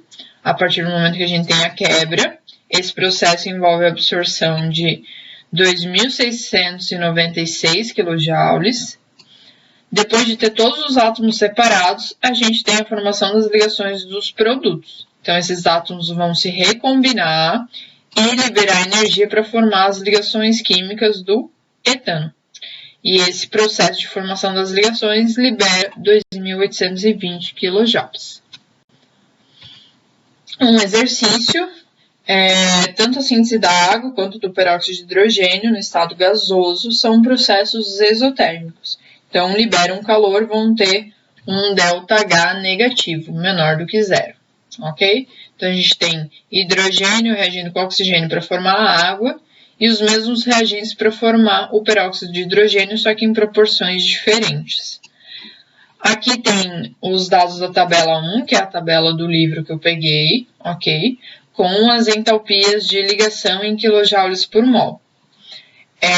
Para prever qual das duas reações libera maior quantidade de calor. Aqui embaixo a gente tem os compostos químicos envolvidos para a gente saber a conectividade. Então, essa é a molécula de hidrogênio, H2, ligação simples de hidrogênio-hidrogênio. Molécula de O2, ligação dupla, oxigênio-oxigênio. Molécula de água, então a gente tem duas ligações oxigênio e hidrogênio apenas. E a molécula de peróxido de hidrogênio, que a gente tem, além das duas ligações oxigênio e hidrogênio, uma ligação simples oxigênio-oxigênio. Se a gente pegar a primeira reação, então, a gente tem que prever a quebra da ligação simples hidrogênio-hidrogênio, que tem 436 kJ por mol, ok? Como a gente quebra 2 mols, a gente tem que multiplicar esse valor por 2, e a gente soma com a quebra da ligação dupla oxigênio-oxigênio. Como é um único mol, a gente pega o próprio valor tabelado da ligação dupla oxigênio-oxigênio, que é de 496 kJ. Somando esses valores, a gente tem uma energia de 1.368 kJ envolvido, e é positivo porque a gente está falando da quebra dessas ligações, é um processo endotérmico. Agora, quebrado todas as ligações, a gente tem a formação das ligações do produto. Então, dentro da molécula de água, a gente tem duas ligações hidrogênio-oxigênio. Cada ligação oxigênio-hidrogênio tem uma energia média de 463 kJ. Como são duas ligações, a gente multiplica por 2. Além disso, a gente está trabalhando com 2 mols de água. Então, todo esse valor das duas ligações de uma molécula tem que ser multiplicado por 2 também. Fazendo esses cálculos, a gente tem um valor de 1.852 kJ, e ele é negativo porque envolve a formação de ligações, então é um processo que libera energia. Tendo esses valores, agora a gente pode simplesmente somar as energias para obter a variação de entalpia da reação global. Então, a variação de entalpia 1, que é da primeira reação de formação d'água, é de mais 1.368 kJ mais menos 1.852. Isso fica uma variação de entalpia de menos 484 kJ para o processo. A gente pode fazer, então, os mesmos cálculos para variação de entalpia da segunda reação, que é a de formação do peróxido de hidrogênio. O que varia? Agora a gente tem duas moléculas de oxigênio reagindo. Então, a gente tem que multiplicar aquela energia de quebra da ligação dupla oxigênio-oxigênio por 2, considerando os 2 mols da molécula. Ok? Então, 2 vezes 496. Então, esse processo de quebra das ligações vai envolver 1.864 kJ de energia sendo absorvidos. Já na quebra, a gente continua tendo duas ligações hidrogênio-oxigênio dentro da molécula de peróxido e duas moléculas de peróxido. Então, a gente tem que multiplicar por 2. Além disso, a gente ainda tem a ligação oxigênio-oxigênio. É uma única ligação, tem um valor ali de 157 kJ por mol, e tem que considerar que a gente tem 2 mols de peróxido, então a gente também tem que multiplicar por 2. Somando esses valores, a gente chega numa energia envolvida de 2.202 kJ, interpretando que essas ligações são formadas, o processo é exotérmico, então vai ter essa liberação de energia tendo valor negativo. Se a gente somar a variação de energia envolvida no processo de quebra de ligação e formação de ligação, a gente vai ter uma variação de entalpia para essa segunda reação de menos 338 kJ. Com isso, a gente observa que para formar 2 mols de água, a gente vai ter menos 484 kJ sendo liberados. Já para formar 2 mols de peróxido, a gente vai ter um valor menor de energia liberada, de menos 338 kJ. Portanto, a primeira reação é a que libera mais calor. Ela tem a variação de entalpia mais negativa. A termoquímica, a gente tem os aspectos estequiométricos, como a gente tem para qualquer reação química. Então, se a gente consegue associar a variação de entalpia por quantidade de matéria, ou seja, por mol da substância, a gente consegue trazer a relação de variação de entalpia tanto com massa quanto com volume, desde que a gente tenha a densidade das substâncias. Então, nesse exemplo, a gente tem que a entalpia padrão de combustão do etanol, C2H6O, algo comum, líquido, é de menos 1.367 kJ por mol. Traz a densidade, 0,8 gramas por ml, e quer saber qual que é a energia liberada na queima de 1 litro de etanol. Bom, as variações de entalpia, geralmente, como eu falei, estão associadas a quantidades em mol da substância, como é o caso, ok? Então, a gente tem que a entalpia padrão de combustão do etanol é de menos 1.367 kJ por mol. Isso quer dizer que, na combustão de 1 mol de oxigênio, de etanol, vai liberar 1.367 kJ de energia. A gente pode calcular a massa de 1 mol da substância com os valores de massa molar da tabela periódica. Então, a gente tem 2 carbonos, 2 vezes 12, mais 6 hidrogênios, 6 vezes 1, mais 1 oxigênio, 1 vezes 16. Isso dá uma massa molar de 46 gramas por mol. Isso quer dizer que 1 mol da substância tem 46 gramas. Então, se 1.367 kJ são liberados na queima de 1 mol, isso quer dizer que essa é a quantidade de energia liberada na queima de 46 gramas de etanol, que é a massa de 1 mol da substância.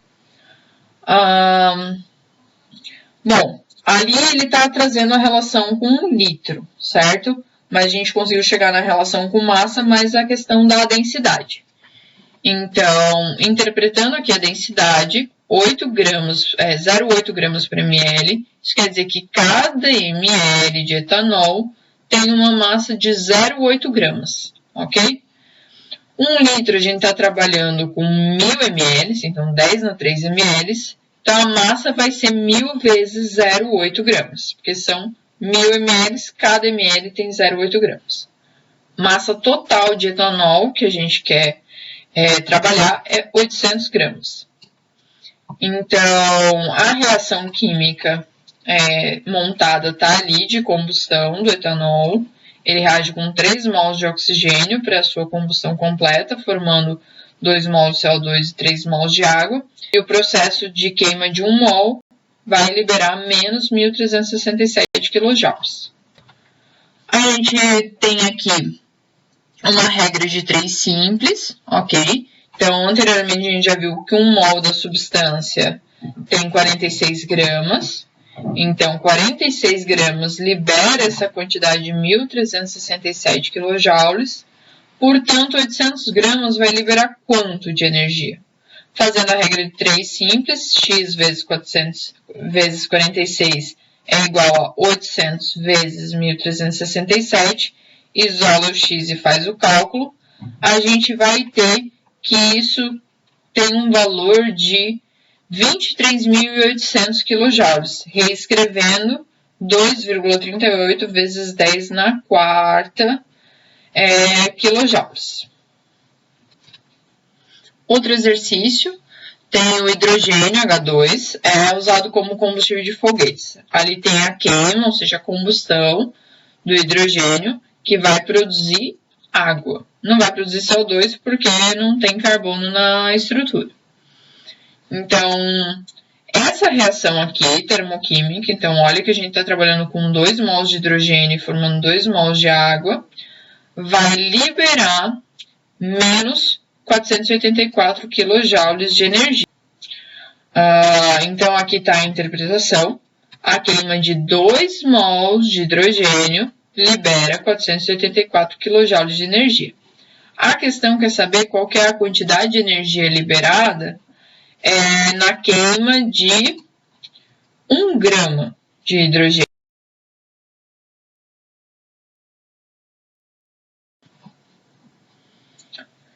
Como a gente está fazendo relação com a massa de hidrogênio, a gente vai transformar esse mol em gramas, ok? A gente vai relacionar essa quantidade de matéria com a massa dela. Massa molar da molécula de hidrogênio, H2. 2 vezes a massa molar do hidrogênio, que é 1. Então, 2 gramas por mol. Com isso, seja como a gente está trabalhando com 2 mols, a gente está trabalhando com 4 gramas de hidrogênio. Então, isso quer dizer que 4 gramas de hidrogênio vão liberar esses 484 kJ. Fazendo uma regra de 3, 4 gramas de hidrogênio vão liberar 484 kJ, portanto, 1 grama, que é a massa indicada no enunciado, vai liberar X kJ de energia. Fazendo os cálculos, X igual a 121 kJ, 484 dividido por 4. E como a gente está considerando que essa é uma energia liberada, menos 121 kJ. Então, resposta correta, letra C. A respeito de variação de entalpia, era isso. Então, vocês têm vários métodos para calcular variação de entalpia de uma reação, saber qual é a quantidade de calor envolvido nos processos. Lembrando que a entalpia a gente fala quando a pressão na qual o processo acontece é constante.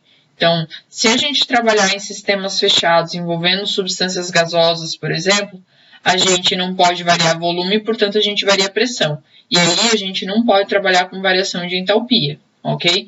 Mas processos que acontecem em um sistema aberto, onde não tem variação de pressão, a gente trabalha com a quantidade de calor envolvido na forma de entalpia, variação de entalpia.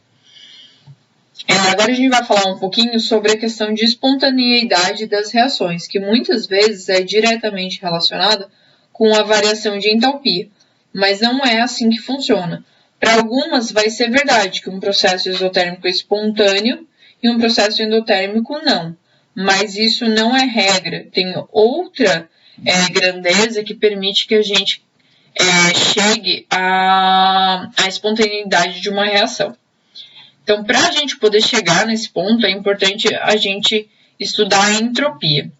Então, a entalpia está relacionada com a quantidade de calor que pode ser gerado por uma determinada substância, está relacionado com a energia interna que tem ali. Já a entropia, ela vai medir o que é dito de grau de desordem de um sistema. Tem muita gente que não gosta de usar esse termo, mas ele basicamente está relacionado com um sistema que não é homogêneo na distribuição das energias das partículas que pertencem a esse sistema. Então, por exemplo, se eu tiver todas as moléculas gasosas numa mesma energia caminhando numa direção, elas não vão estar desordenadas. Mas se eu tiver uma molécula muito lenta, uma molécula muito rápida, uma molécula indo para a direita, uma molécula indo para baixo, aí sim eu tenho um sistema em desordem e eu tenho entropias mais altas. Naturalmente, um sistema ele tende a um estado de maior entropia, ok? Um exemplo aqui embaixo quando eu tenho um gás confinado num determinado espaço, eu diminuo a liberdade dessas moléculas, então elas vão ter uma dificuldade maior em ter energias associadas diferentes. Esse sistema ele é mais organizado em comparação com esse sistema aqui. Quando eu abro a válvula, a tendência automática é do gás sofrer expansão. E ele sofre essa expansão justamente porque nessa situação eu aumento a entropia do sistema e isso é favorável. Quando eu aumento o espaço, eu aumento a liberdade das moléculas de terem estados diferentes, seja de rotação, de translação, de vibração. Então, eu consigo ter moléculas em estados diferentes, ou seja, desorganizadas. A unidade utilizada para medir a entropia é kilojoules por Kelvin, ok? Então, tem relação inversa com a temperatura. E a gente pode ainda trazer ela por mol, assim como a variação de entalpia. Se for por mol de uma determinada substância, vai ser kilojoules por Kelvin vezes mol, né? Então, o Kelvin vezes mol é tudo isso aqui que está dividindo a unidade de kilojoules. Assim como a entalpia, a gente pode calcular a variação de entropia de um sistema. Da mesma forma, a entropia do sistema no estado final, menos a entropia do sistema no estado inicial. Entropia maior que zero significa que eu diminuí a liberdade dessas moléculas das espécies que estão lá dentro. Então, maior que zero, eu estou, na verdade, aumentando, né, a entropia do sistema, então eu estou aumentando a desordem. Esse é o processo favorável. Então, isso aqui é o que um sistema tende a caminhar. A outra situação é a entropia menor do que zero. Então, um sistema final mais organizado que o sistema inicial, com as moléculas distribuídas de maneira mais homogênea, com características mais semelhantes entre si relativas à energia dela. E isso quer dizer uma diminuição da desordem, que não é o que um sistema busca.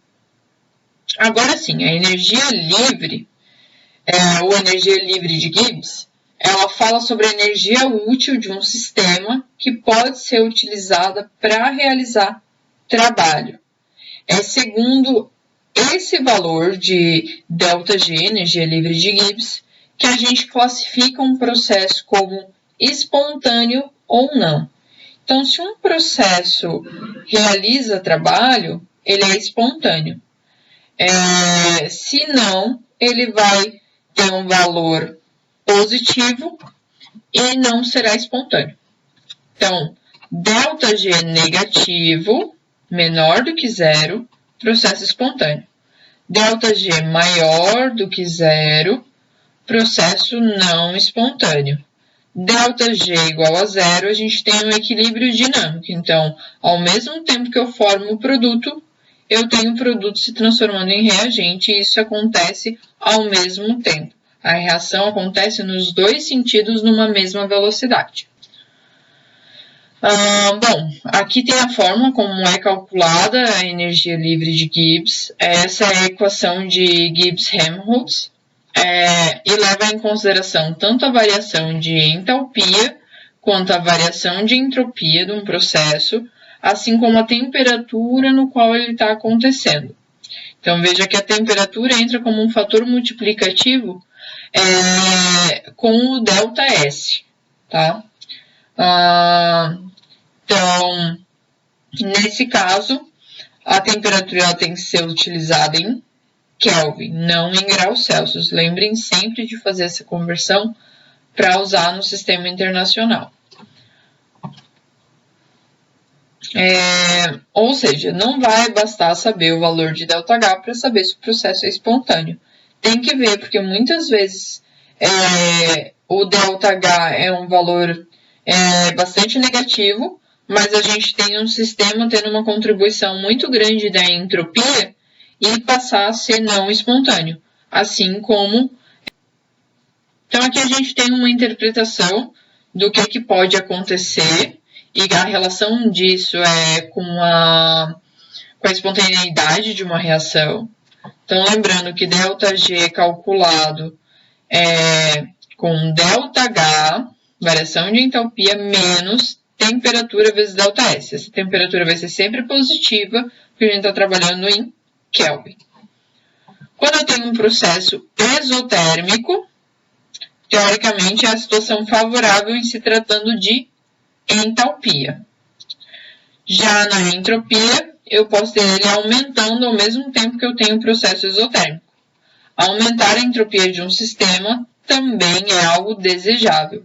Então, se a gente tem a união de dois fatores desejáveis, e utilizando aqui a equação matemática, a gente chega aqui. Se ΔH é negativo e ΔS é positivo, a gente vai ter menos com menos um valor, menos outro valor. Então, ΔG vai ter um valor negativo. Portanto, a gente tem uma reação no qual o produto é favorecido e essa reação é espontânea. Agora, a gente tem a situação contrária. Processo endotérmico, onde tem que ser fornecido calor, não vai acontecer naturalmente sem fornecimento de calor. E diminui a entropia, ou seja, também não é favorável. Eu tenho ΔH positivo e o ΔS negativo. ΔS negativo com o menos da própria equação fica positivo. Se a gente soma dois valores positivos, eu vou gerar um valor mais positivo ainda. Então, nesse caso, ΔG é maior do que zero, o processo não é espontâneo. Então, a gente vai favorecer os reagentes. Agora, a gente tem essas duas situações que aí vai depender da temperatura, ok? Então, eu posso ter um processo exotérmico, onde isso aqui é favorecido, tem um valor negativo, só que eu tenho a entropia diminuindo, então menos com menos vai dar mais. Dependendo do valor de TΔS, eu ainda posso ter o ΔG positivo. Então, vai depender da temperatura. Se eu tiver temperaturas altas e transformar esse valor aqui num valor alto, essa reação não vai ser espontânea. Se eu tiver valores baixos que desfavoreçam essa parcela aqui, aí a contribuição maior vai ser da entalpia, e aí o processo, como é exo, vai ser espontâneo. A mesma coisa acontece na segunda situação. Eu tenho um processo endotérmico, ΔH é positivo, ele contribui para aumentar o valor de ΔG. Já a entropia ela é positiva, então ela está indo no sentido desejável. Consequentemente, essa parcela aqui puxa o valor de ΔG para baixo e favorece a reação. Se eu tiver temperaturas altas e essa parcela for bem negativa, eu posso ter reações espontâneas. Se eu tiver uma temperatura baixa e esse valor negativo não for suficiente para compensar o ΔH, o valor de ΔG vai ser positivo e, portanto, a reação não vai ser favorecida e não vai ser espontânea. Um exemplo para a gente poder aplicar. Tem a combustão do acetileno que é um processo espontâneo a 25, ele quer saber se é um processo espontâneo a 25 graus Celsius. Tem a reação aqui de combustão, o ΔH da reação, menos 1.238 kJ, então observa que esse é um processo que libera calor, teoricamente pelo ΔH a gente tem um processo favorecido, mas a gente tem uma variação de entropia que é negativa, então a gente tem um sistema diminuindo a sua desordem, ficando mais organizado. Isso não é uma tendência natural de um sistema. Mas para saber se ΔG vai ser positivo ou não, só fazendo os cálculos. Lembrando que como a reação acontece a 25 graus Celsius, isso equivale a 298 Kelvin, então 25 mais 273, substituindo ΔH menos 238 kJ, menos temperatura, 298, vezes a variação de entropia. Aqui ele bota joule, mas lembra que tem o kilojoule aqui na frente, tá? Porque ele está usando, lembra que tem que usar a mesma unidade. Se eu estou usando kilojoules em entalpia, eu preciso usar kilojoules em entropia. O valor está correto, ele só esqueceu de botar o kilojoules ali. Fazendo esses cálculos, a gente vê que o valor de energia livre é de menos 1.209 kJ. Portanto, esse valor indica uma reação espontânea. Então, é uma reação produto favorecida. A gente tem ela com favorecimento de formação dos produtos, mesmo com um ΔS da reação sendo negativo. E por isso que a gente diz que essa reação é movida a entalpia. É graças à entalpia que o valor de ΔG é negativo. Nesse caso, a variação de entropia é muito pequena, então a gente poderia ter temperaturas muito altas que ainda assim não seria o suficiente para compensar a quantidade de calor liberado nessa reação. Por isso que ela é movida a entalpia. Bom, eu espero que tenha ficado relativamente claro o conteúdo. Ele é bem extenso e envolve mais cálculos, então assistam a aula eu espero que tenham assistido a aula com calma. Se necessário, voltem a alguns pontos, pausem, principalmente nas resoluções de exercício. E na semana que vem eu não vou disponibilizar uma aula, porque essa aula ficou bastante extensa, talvez precisem de mais tempo para dar uma atenção a ela. E na outra semana a gente retorna com a parte de velocidade de reações. Qualquer dúvida, envie e-mail.